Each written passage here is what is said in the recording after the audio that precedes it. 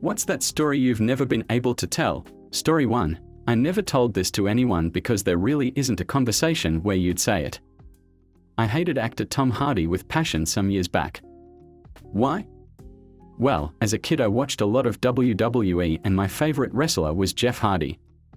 Now Jeff Hardy and Randy Orton hated one another, and thus, I hated, and still hate, Randy Orton. Now, Jeff Hardy has a brother, Matt Hardy. Sometime after Jeff Hardy took a 3-story flight at Orton, his brother betrayed him, hitting Jeff with a chair, losing him the match with the Edge. Somehow, someway, I thought Tom Hardy and Matt Hardy were one and the same person, and I hated him with such passion. It wasn't until I watched Revenant and liked Tom Hardy's character that this again came to my mind, and I realized just how big of a moron I really am. So there it is, a story I've never been able to tell. Story 2. When I was a kid we had DirecTV, and as we all know there were these adult channels that you could only access if you pressed the right password. I tried lots of combinations. When I was about to give up, I just pressed some random numbers.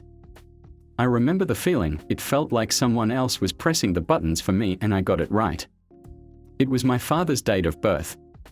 Keep in mind I was a little kid and I've never been good with date of births, so although I know the day and month, I didn't know the year, and yet I still got it.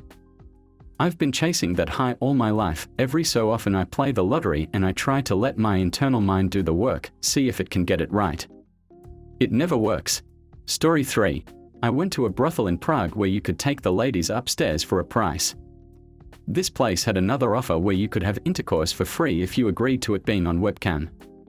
So, somewhere out there is a video of me banging a Czech hooker in a sleazy room.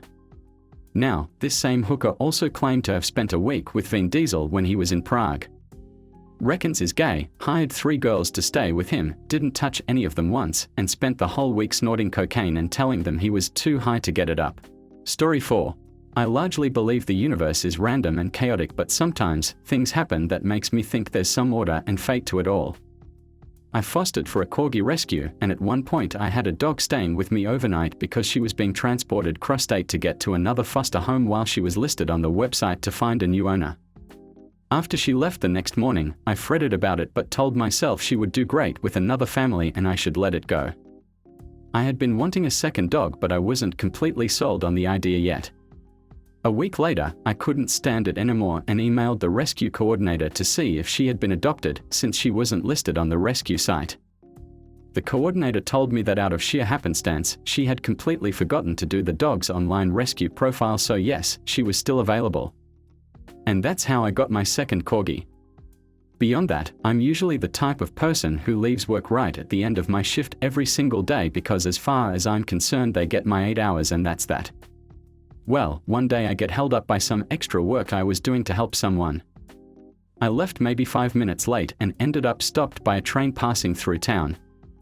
I was really agitated until I got to the area where I usually turn onto the highway and saw there was a massive wreck that had happened not even 10 minutes before I got there, because there was only a short line of cars backed up and no rescue workers there yet. If it hadn't been for that call, that made me get stuck behind the train. So sometimes I wonder. I really do. Story 5. I'm raising my children and realizing how awful at parenting my parents were. I'm also realizing how much it impacted me. My mother was extremely abusive and she abandoned us in our teen years. The divorce and her abandonment was probably the best thing for us, but the lies and stealing from us while she was doing it was extremely traumatizing. She left my dad for a rich guy, took him for a ride in their divorce, and has married an even more rich and somewhat powerful man. She's humped her way to the top. My dad was a good dude and to a fault.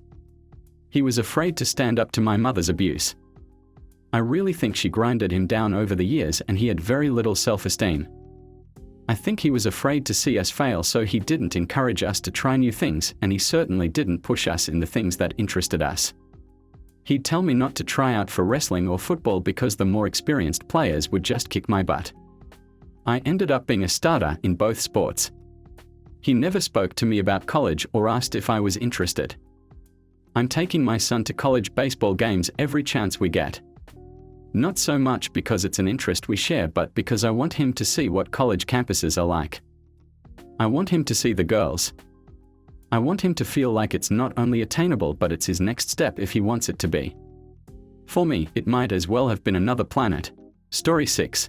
Went to a weekend festival back in the 80s, decided to hook up with a guy I had just met down on the rocks by the ocean. It was quite awesome actually. Warm summer air, getting down and sweaty, cooled off by the occasional wave spraying us. Anyhow, as we finished, we suddenly hear resounding applause from above.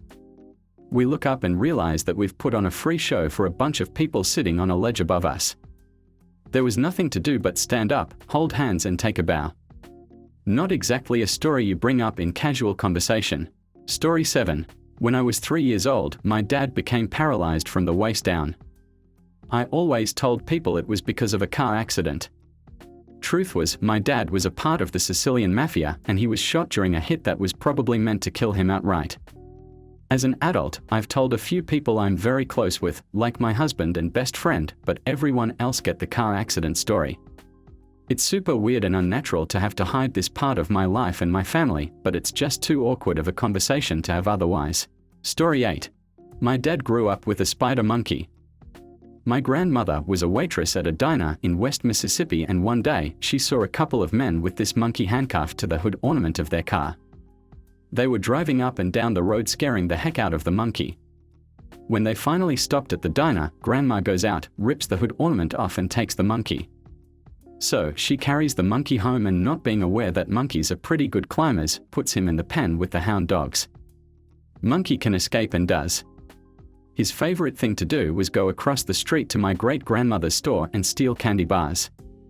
She would chase him out with a broom most times, but one day, the monkey gets wise and goes in the back, grabs the broom, shoos great-granny out, and proceeds to feast on candy. This monkey loves my grandmother a whole lot, so he would try to help around the house. Mostly by getting into the chicken coop, shoving his hand up chickens' asses, ripping their guts out and taking them to Grandma. I also believe he was the inspiration for Jerry Clower's famous coon huntin' monkey story. Story 9. One Halloween when I was in college, I decided to go as a 1980s business guy. I was going to wear a suit, made this big cell phone out of cardboard, and spray painted a White Castle Crave case black to be my suitcase. In the pocket of my jacket is another key part of my costume, which consisted of these business cards I printed out at the library. They were really simple, just said Edgar on the front and nothing more. The goal was to hand them out to people at parties and tell them, let's do business later. After I had finished cutting them all out, I had an idea for a funny prank. On half of the business cards I put down my best friend's phone number. He was going to school in another state, so nobody on campus knew him. I decided to hand the ones with just my name to people I knew and the ones with his phone number to the people I didn't. The next day I wake up to a text message from him saying, "What the heck did you do?" At first I wasn't sure what he was talking about, so I asked him what he meant. He tells me, "I have dozens of voicemails from a bunch of drunk people looking for you." I could not believe it. I really wasn't expecting anyone to call, but I guess a bunch of them did. After I explained what happened, he wasn't as mad and found the whole thing pretty funny and was just as surprised as me that it actually worked. Story 10. We are 3 kids in the family, me being the eldest. I always had a hard time making friends and got picked on a lot in school. However, my brother and sister loved me very much and tried to show it, especially my little brother. I was so awful to them because I would take it out on them when I'd get home. As we got older, I developed a pretty bad drug problem and I would steal stuff from people to feed the said habit. So one day, my brother shows me a little runts tin with a bit of cash inside, around $100 that he had saved up. He was so proud to show me that he saved it. Well, I stole it. Everyone knew I did, but I denied it, and my brother loved me so much that he believed me. As I grew older and started to fix things in my life, I always carried the regret of what a crappy older brother I was. No one knows this, but I almost took my own life because of the constant regret and remorse I feel. But I had a moment of realization that I can live my life just doing whatever I can to help them and be there for them. We have a great relationship today. We all love each other and all is forgiven, except me. I still haven't forgiven myself and probably never will. No matter what I do, I still feel it is stinging inside of me. If I could go back to any moment of my life, I wouldn't change careers or financial decisions. I would choose to go back to be a better older brother. Story 11. It is not mind-blowing or anything of the sort, which is why I never told it, but when I first started getting sick and couldn't move around the house like usual, my cat would yell at me for 2 minutes until I sat down. He would proceed to purr furiously over my stomach, which was hurting, for about 10 minutes at a time. He would chirp at me if I tried to get up beforehand and keep bumping my leg as I walked past if I never sat down. Little did I know that he was trying to heal my cancer, that was growing into the muscle by that point. He's a little Siamese mix and he is very vocal, and I appreciate his little squeaks of support. He is a very good boy. Story 12. As a teenager, I was almost decapitated or paralyzed by the trunk of our car. It was an old Audi, and when we used the trunk, someone had to preferably hold it open since it was heavy and the gas springs weren't working. My brother and I were unloading some groceries and I had to reach for stuff in the back. While I was backing out of the trunk, it started to close on me, and I was perfectly lined up like a person in a guillotine. Luckily, my brother was in the way and stopped it with his shoulder, inches away from my neck. He fractured his collarbone, saving my life. Story 13. For years, I've been psychologically, emotionally, and physically abused by my father. One time during college, I went home late. I lived in my parents' house because that's how we do it in Asia, because of schoolwork or hanging out with friends. My father beat me up so bad I had so many bruises and cuts on my face and body. Besides his fist, he threw a wooden chair at me. The next day, I still went to school cause I had a scholarship and I had a grade to maintain. Also, I don't want to stay at home. My classmates all asked me what happened to me, and I said that I was in a bad car crash near our house while I was driving my younger sister to her school. I actually can't drive at all. Story 14. I was a Peace Corps volunteer in Western Samoa. One weekend, several of my fellow volunteers and I went camping on this tiny private island. On the first or second night, we made a bonfire and all got super drunk, then went skinny dipping. The water was only about chest deep, warm and still. There was no light pollution, so the stars were blazingly bright. We also inadvertently kicked up some bioluminescence, filling the water with stars. Tipsily floating naked in the warm sea, completely surrounded on all sides by stars and close friends, is one of my most beautiful and euphoric memories. Story 15. 10 or 12 years ago, I started having a feeling that the fire alarm in my apartment building was going to go off. Initially, it was just a little tickle at the back of my brain and I could ignore it. But over the following days and weeks, that tickle grew into a full-blown nag. I couldn't shake it. One day I got home from work and the feeling was so strong. I said screw it and packed up all of our important paperwork, medicines, extra clothes, etc. and sat, waited, and felt like an idiot.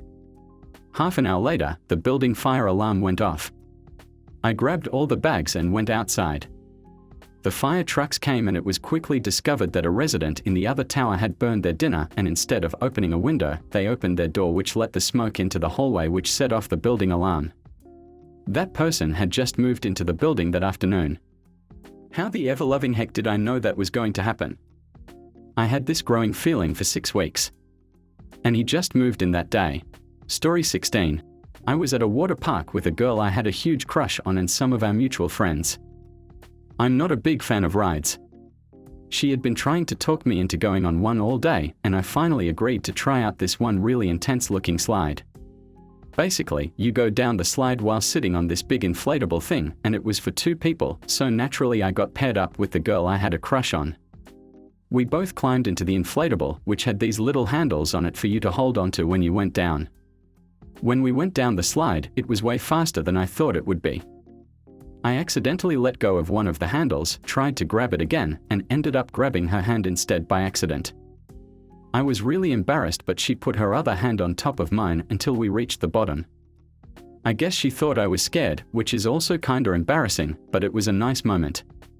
She later went on to be my first kiss about 6 months later, and we are still close friends today. Story 17. When I was in 3rd grade, it was pretty popular at the time to bring donuts in for your birthday instead of cupcakes. So on my birthday that year, I asked my stepmom if we could get 2 dozen for my class. We went early in the morning and came back home before it was time to leave for school. When it was time to leave, we walked out the door and my stepmom closed the door and said, "Oh shoot, I forgot the donuts inside," opened the door and walked in. My dog at the time had eaten literally every single donut in the time it took my stepmom to open and close the door. No one believes me when I tell this story because they say there's no way a beagle inhaled 24 donuts that fast, but I swear on everything that is holy that it happened. Story 18. My aunt was forced to hand her kids over to her alcoholic ex for a weekend visitation, but she was terrified he'd hurt them, so she sent me with them. I was 7 or maybe 8. They were 2 and 4. I thought myself so much older and decided it was the responsible thing to do, so I went. While at his apartment, he got wasted and called my aunt and told her he was going to throw them off his very high balcony. They were asleep. I didn't sleep at all that night. I sat up all night, no small feat at that age, to make sure he didn't kill my baby cousins. Nobody knows. I think about it daily and wonder if it's why I have panic disorder. I wish there were better ways to protect kids in separations. Story 19. Teacher in training here. All the children I work with have classes that's separated from the main school because they have slightly different educational needs. I was talking to a main teacher on the first day with my class about the students and how I should act around them in order to keep everyone calm and happy. We ended up bringing the conversation to a student named Bruce. Now Bruce is the sweetest little boy. He is so cuddly and gets attached to people easily, but he struggles with friendships within the class. As a result of this, I naturally felt quite sorry for him, and so I had been spending quite a bit of time with him. Because Bruce gets attached to people easily, he stands with his body pressed to you as you talk, and he looks straight into your eyes. I felt a little uneasy when this first happened, but I tried not to show it because I was glad that he trusted me, so I let it continue without making him feel weird or unwanted. Now, as me and this other teacher were talking about Bruce, she mentions that he is the only student that scares her a little bit, and I asked her why. She told me that Bruce was no longer allowed pets, and once again, I asked why. Turns out, Bruce squished his poor hamster in his tiny little hands when he was a little younger and loved every second of it. I am not being rude, but I wouldn't be shocked if he does that to a person in future. All the attachment issues and total indifference to ending a life can't be a good mix. Story 20. A few years ago, my best friend told me her 6-year-old daughter had said that my friend's ex, the child's father, had touched her. They were a few weeks away from their second custody hearing, so my friend was afraid to report it to CPS because she didn't want them to think she was lying. That, and he had dozens of guns and he'd physically abused the life out of her when they were together. As a mandated reporter, I told her that if she didn't report it, I would have to. She wasn't happy and begged me not to because she was afraid, but eventually she came around and understood that I had no choice, so I made the call. 3 weeks later, she was shot dead in the parking lot where she worked, the night before their custody trial. Her ex was arrested and charged. Only the detectives knew that I made that report. I couldn't bring myself to tell her family. I couldn't bring myself to tell anyone. To this day, it haunts me. I know I did what I had to do, and that he may have done that anyway even without the accusation, but it doesn't stop me from wondering how things would be different if she hadn't confided that to me. Story 21. Around 42 years ago, my little brother was playing with matches and set the woods on fire, burned about 10 acres. Everyone assumed that it was me smoking in the woods, so he and I just let it be me. I took the blame and the s-whooping. Because Dad was kinda rough on the s-whoopings when he was mad, I didn't want my little brother to have to take it. Being that Dad, he got a little carried away this time and broke my arm. We just never told anyone the truth. If you've gotten this far and enjoying the content, please leave a comment of your own story. We'd love to make a video of them in the future. Story 22. I moved to the UK from Zimbabwe when I was 4. The first few years, my parents spent their whole time trying to settle down. By the time I was 8, they realized we had never been to London. So on a hot June day we went into London. We went to the aquarium, Covent Garden to see all the performers, the London Eye. It was a good day. To end the day we went to Buckingham Palace. I was tired, so I was resting my head against the bars asking all the questions you'd expect from an 8-year-old. After a while, my parents said it was time to go. I pushed away from the bars and then felt the cold steel against the back of my ears. I hadn't noticed my head has slipped through. I panicked, a crowd gathered, even a horse guard came to see what the commotion was about. Bet he wasn't expecting a child with his head stuck. By then I had accepted this as my new home, but I couldn't figure out how I'd go to sleep with a spike on the floor. Luckily, an old lady had a tub of Vaseline in her handbag and my dad was able to pull me out with my head smothered in Vaseline. Story 23. I grew up in a very conservative household. Sex was never talked about at all, and you knew if you got caught with something you shouldn't, you'd be in giant trouble. When I was 17, I bought a vibrator. I had literally no experience, even alone, but was super curious. The way it worked was you had to screw the bottom off it to keep the batteries in and to turn it on. I put it underneath my bed and thought I had it unscrewed enough that it would stay off until later. Well, I'm downstairs listening to a CD player with my headphones on, and suddenly I hear my two young sisters yelling about something and running around the house. I take my headphones off and I hear a buzzing sound echoing through the house. My room was directly above the living room and my floor was wooden. They are feeling out, thinking there's a wasp in the house or something electrical is about to explode. Thank God my parents weren't home, they probably would have figured it out a lot easier. One sister runs upstairs, realizes it's coming from my room, and I dash ahead of her and just throw myself over the bed to feel underneath it. I turn off the vibrator and then tell them my old phone was under there and must have had an alarm on it, which made no sense, it had been months since I changed phones. They don't believe me and think it must be the pipes under my room. They tell my parents when they get home that the pipes freaked out. My family listens closely for months to see if we need to call a plumber. Story 24. About 6 months ago, I was very close to taking my own life. I actually was about to do it. Thinking about killing myself, and at one point I had agreed to myself I would end it. I got home that night and it was just me and my cat as my fiancée was at work. My cat, who never sits in people's laps, sat up in my lap and proceeded to flip on her belly and play wrestle with my hand. I broke down for about 3 hours. My fiancée came home knowing none the wiser, but had brought my favorite dish from her work cause she knew I was feeling down. I've never told her that was the night I decided not to pull the trigger. Story 25. I've been itching to share this but couldn't really find a place to share. I call it the inconvenient man, so here I go. I own a grocery/convenience store in a small town. So there's this man, an immigrant. Either Thai or Indonesian, not really sure, but he comes to my store about once a week to buy stuff. He always wears the same setup. A farmer's hat, a jacket, shorts and flip-flops. Underneath his jacket, he wears a small sling bag and t-shirt. Inside his sling bag, he has a phone and a wallet that is almost the same size as his sling bag. So every time he wanted to pay something, he has to get his wallet out from his sling bag. But because his wallet is so big, it's very difficult to take it out, so he has to undo his sling bag to make it easier. Then, because he wears his sling bag underneath his jacket, he has to take off his jacket and hat in order to take off his sling bag. After finish paying, he has to wear everything in order again. Also, he seems to put his money in random compartment in his wallet. It's not even organized, a few $1, $2, $5, $10 in this compartment, then a few $2 and $5 in that, and so on. It's so dang frustrating to watch him do this every time. And for some dang reason, he likes to buy stuff one at the time. Like once he finished buying one stuff, he'll walk out the store and return a few seconds later. Then he has to repeat the same process again. I swear to God, he took almost an hour to pay for 3 items. Story 26. 2014, it was my first night in college, my roommates didn't show up. We lived in a 3-story apartment complex with 4 apartments each level in a freshman building. Well, the neighbors are partying and I get out of my comfort zone and walked outside. Outside, some guys are drinking and one of the guys invites me into party, and so begins my college experience. Lo and behold, I get wasted just like many of the others. I head back to my apartment on the same level and the party has moved slightly to my apartment, but there are just like 6 people there.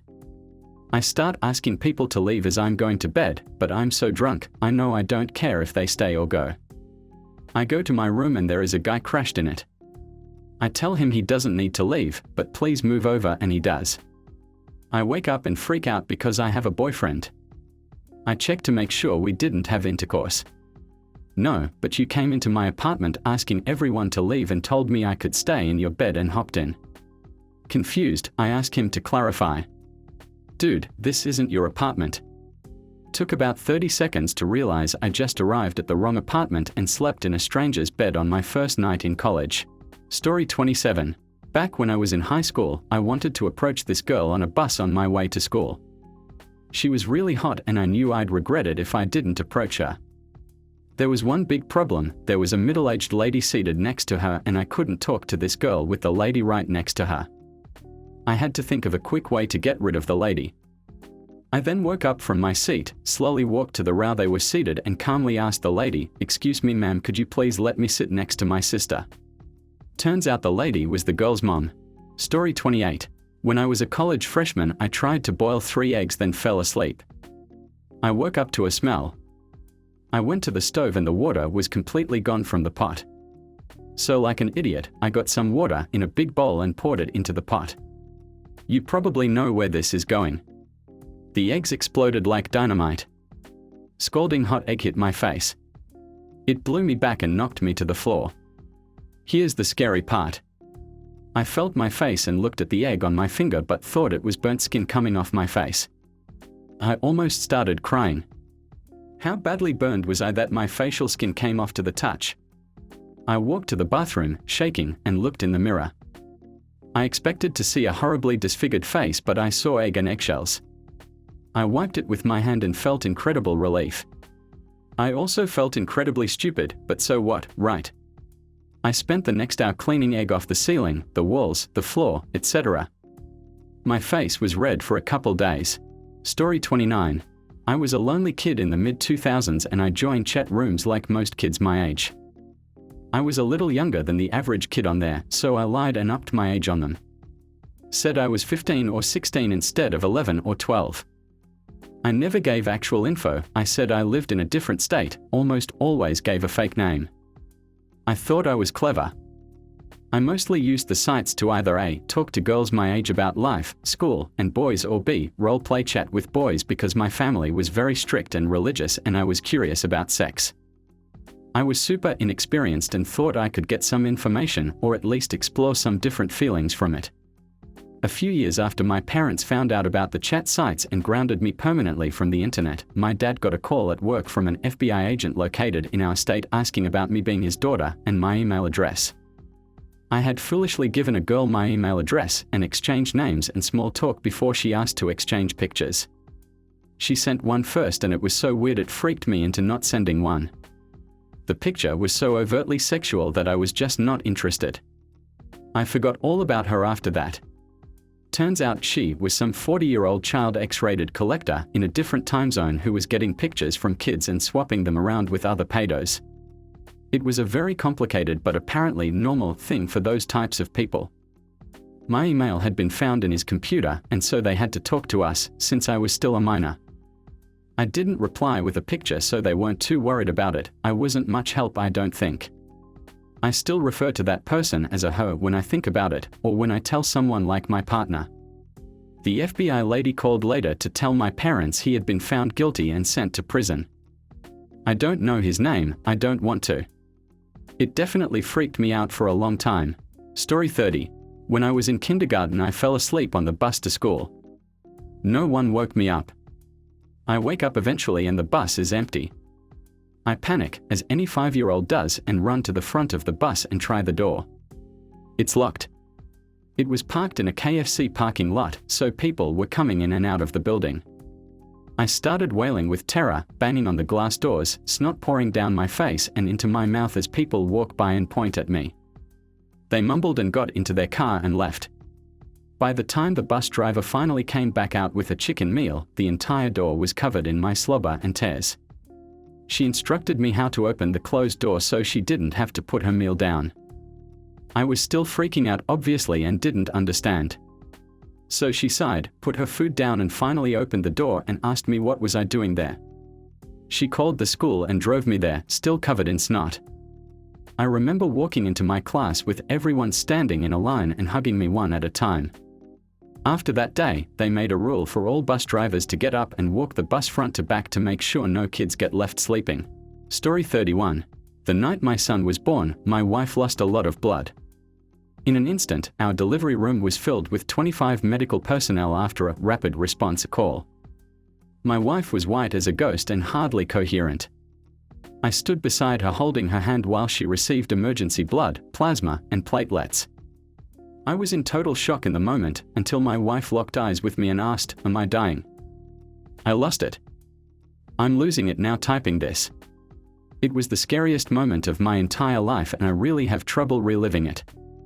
8 months later, wife and baby are happy and healthy. Give birth in hospitals. You never know what can go wrong, and the staff there saved her life that night. Story 32. The time my mum needed to go back into the house to get a scarf. Because of this we were held back and missed a bus by 10 seconds. That bus then crashed into a bridge at very high speed because the bus driver had mental health problems. It is the closest I have ever been to death. I will never complain about my mum going back to get a scarf in my life again. Story 33. This is probably going to get lost, but I just want to put it out into the void. I'm a recovering drug addict.